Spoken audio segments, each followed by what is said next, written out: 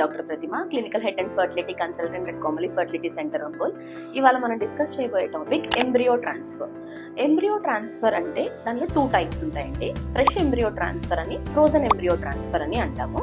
అసలు embryo transfer అంటే మనం తయారు చేసిన అంటే ఆర్టిఫిషియల్ మెథడ్స్ ద్వారా తయారు చేసిన పిండాన్ని గర్భసంచిలోకి ప్రవేశపెట్టడాన్ని ఎంబ్రియో ట్రాన్స్ఫర్ అంటాం. సో ఫ్రెష్ ఎంబ్రియో ట్రాన్స్ఫర్ అంటే మనం ఏ మంత్లో అయితే అంటే ఏ సైకిల్లో అయితే ఎగ్స్ కలెక్ట్ చేస్తామో ఫీమేల్ నుంచి, అదే సైకిల్లో వాళ్ళకి ఆ గర్భసంచిలోకి తయారైన పిండాన్ని ప్రవేశపెట్టడాన్ని ఫ్రెష్ ఎంబ్రియో ట్రాన్స్ఫర్ అంటారు. ఫ్రోజన్ ఎంబ్రియో ట్రాన్స్ఫర్ అంటే మనం ఆల్రెడీ ఏ సైకిల్ అయితే తయారు చేస్తామో తయారు చేసిన పిండాన్ని వాడక లాంగ్వేజ్లో చెప్పాలి అంటే ఫ్రిడ్జ్లో పెట్టడం, that is called freezing.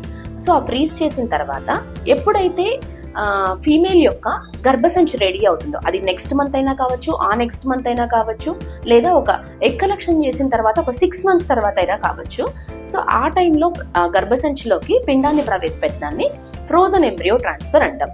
So ఎవరికి ఫ్రెష్ ఎంబ్రియో ట్రాన్స్ఫర్ చేస్తాము అంటే ఎవరికైతే మనకు poor quality eggs and will get less number of eggs వచ్చి అంటే తక్కువ ఎంబ్రియోస్ ఫామ్ అవుతాయి. సో అలాంటి కేసెస్లో ఏంటంటే మనము ఫ్రిడ్జ్లో లైక్ ఫ్రీజింగ్ కనుక చేస్తే అవి స్ట్రెస్కి ఎక్స్పోజ్ అవుతాయి. లైక్ క్రయో ప్రొటెక్టెంట్, దానికి ఏదైతే ఫ్రీజ్ చేయడానికి యూజ్ చేస్తామో దాని యొక్క స్ట్రెస్కి ఎక్స్పోజ్ అయితే ఆ ఎంబ్రియోస్ అనేది పాడవడం జరుగుతుంది. సో అలాంటి కేసెస్లో లేదు. సెకండ్ కేస్, చాలా మంది మాకు ఓన్లీ లిమిటెడ్ టైం పెట్టుకొని వస్తారు. Either they are from US నుంచి కానీ, యూకే నుంచి కానీ, ఆర్ ఫ్రమ్ అబ్రాడ్ నుంచి వచ్చి మేము ఓన్లీ 3 months ఉంటాము, 4 months ఉంటాము, maximum you try to finish the embryo transfer ఈ సైకిల్లోనే చేయమంటారు.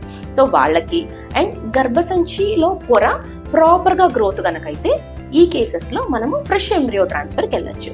సో ఫ్రోజన్ ఎంబ్రియో ట్రాన్స్ఫర్ ఎవరికి చేస్తాము అంటే ఎవరికైతే చాలా లైక్ ఓవరీస్ హైపర్ స్టిమ్యులేట్ అవుతాయి, అంటే చాలా ఎగ్స్ గ్రోత్ అవుతాయి. సో అప్పుడు ఏమవుతుందంటే అలా ఎక్కువ ఎగ్స్ గ్రోత్ అయినప్పుడు మనం అదే సైకిల్లో కనుక పిండం కనుక ట్రాన్స్ఫర్ చేసినట్లయితే వాళ్ళకి OHSS like ovarian hyper stimulation risk ఉంటుంది. సో అలాంటి కేసెస్కి ఫ్రోజన్ ఎంబ్రియో ట్రాన్స్ఫర్ చేస్తాం.